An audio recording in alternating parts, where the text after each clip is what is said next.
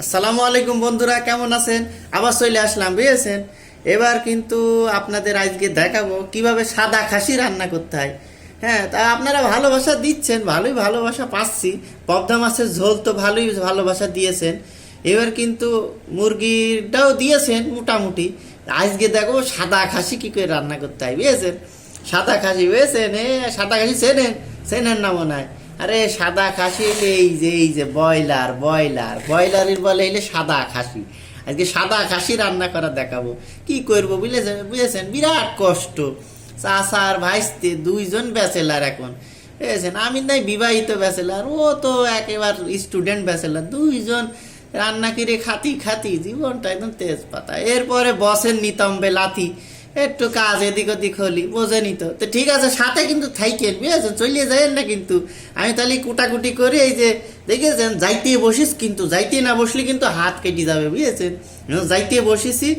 আর ওই যে আমার সেই ফেভারেট নুনতা বিস্কুট সেটাও কিন্তু আসে, বুঝেছেন। কি দিয়ে লেগেছে কি করবো, যাই হোক কুটাকুটি শুরু করে দিলাম, থাইকেন কিন্তু সাথে। হ্যাঁ, কুটাকুটির পর্ব শেষ, বুঝেছেন। এই যে বুঝেছেন, দেখেছেন সেই লেভেলের, দেখেছেন গোশ কি সুন্দর গোশ। আর এই দেখেন বিরাট হয়েছে, বুঝেছেন। তেল মেল দিয়ে থুই দিয়েছি, আর এই দেখেন মশলা।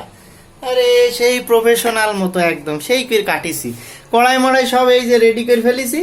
এখন শুধু কড়াই দেবো আর রান্না হবে, বুঝেছেন। সেই জালি একদম ভাইজিয়ে একদম পুড়িয়ে একদম শেষ করে ফেলিয়ে তারপরে আবার মানে মানে খাওয়া দাওয়ার ব্যবস্থা হবে। তো যাই হোক, রান্নার পর্যায়ক্রমে শুরু করছি। আপনি সাথেই থাকেন না, চলে যাবেন না কিন্তু, বুঝেছেন। আর ভালোবাসা দিতে থাকেন না। ধিমি আছে চুলাটা জ্বালিয়ে নিলাম, বুঝেছেন। একদম মিডিয়াম আছে দেবো, যাতে গোস্তটা ভালো করে মানে করতে পারি, ভাজতে পারি। বেশি জোরে দিলি গোস্ত আবার ভাজার আগেই সিদ্ধ হয়ে যায়, নরম হয়ে যাবে। বোঝেনি তো, সাদা খাসি তো নরম জিনিস।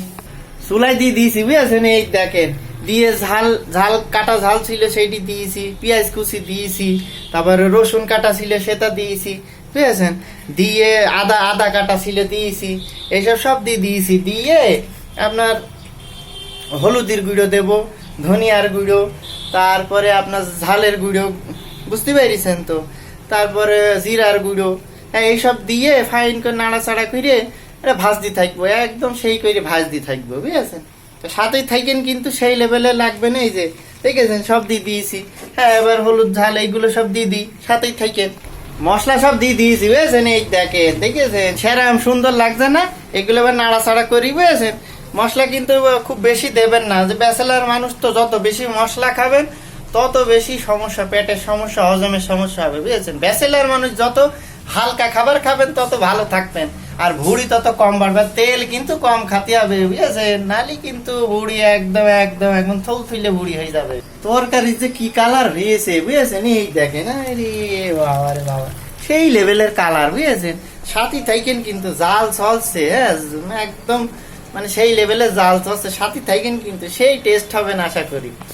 গোশ কিন্তু কষাইনে হয়ে গিয়েছে, এই দেখেন একদম ভাজা ভাজা করে ফেলেছি, বুঝেছেন। এবার একটু পানি দিয়ে দেবো, তাহলেই ধরেন হয়ে যাবে। ও সেই টেস্ট, পানি দিয়ে দিয়েছি, বুঝেছেন। এই যে এবার কিছুক্ষণ জ্বালাবো, জ্বালানোর পরে নামাই ফেলবো, নামিয়ে ফেলে ধরেন সেই করে একদম ভাত টাত ধরেন এই যে সব রেডি হয়ে গিয়েছে।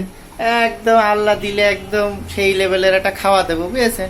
ব্যাচেলার মানুষ এরম করে কষ্ট করি খাওয়া দাওয়া করতে হয়, নিজে রান্না করে, আর কি করব। যাই হোক, সাথেই থাকেন। আর সব সময় কিন্তু আমার ভিডিওগুলো আমরা যে আপলোড করি, আমার ইউটিউব চ্যানেল আছে ব্যাচেলর চাকরিজীবী, হ্যাশট্যাগ ব্যাচেলর চাকরিজীবী, ওই চ্যানেলটা একটু সাবস্ক্রাইব করবেন। আর আমার একটা পেজ আছে, হ্যাঁ, তো পেজটাও আপনার একটু ফলো দিয়ে রাখেন। হ্যাঁ, তো ঠিক আছে। এই যে রান্না প্রায় শেষের দিকে, রান্না হয়ে গেলি তরকারি নামানোর পরে আবার দেখাবো নি, ঠিক আছে। তো ভালো থাকেন, আর আমি একটু নুনতা বিস্কুট খাই, কি আর করবো। রান্না কিন্তু শেষ হয়ে গিয়েছে, বুঝেছেন। এই যে নামি ফেলেছি, দেখেন, সত্যি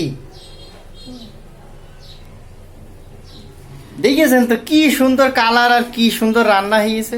তো যাই হোক, আমরা চাচা ভাইতে এখন সবকিছু রেডি করে খাওয়া দাওয়া করবো, বুঝেছেন।